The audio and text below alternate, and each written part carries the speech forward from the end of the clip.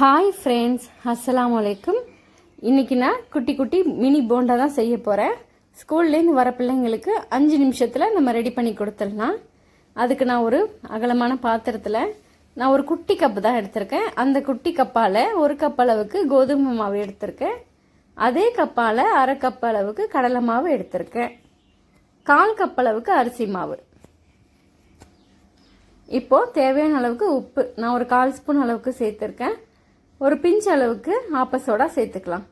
பொடிசாக கட் பண்ண ஒரு வெங்காயம், பச்சை மிளகா, கொத்தமல்லி இலை. நான் எல்லாத்தையுமே சாப்பரில் போட்டு கட் பண்ணதுனால இந்த மாதிரி இருக்குது. 2 டேபிள் ஸ்பூன் அளவுக்கு தயிர் சேர்க்குறேன்.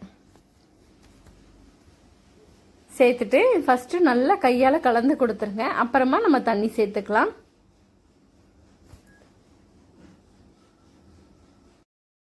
கலந்து விட்டதுக்கு அப்புறமா கொஞ்சமாக தண்ணி சேர்த்துக்கலாம்.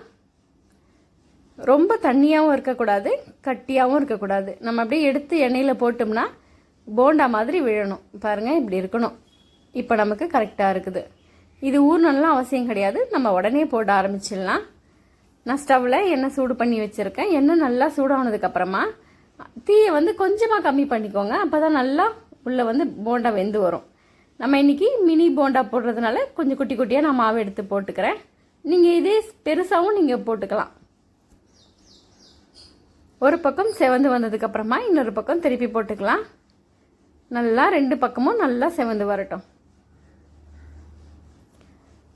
ஒரு பக்கத்தில் டீயை வச்சுட்டு இன்னொரு பக்கத்தில் போண்டா போட ஆரம்பித்தோம்னா 5 நிமிஷம் டீயும் ரெடி, போண்டாவும் நமக்கு ரெடி.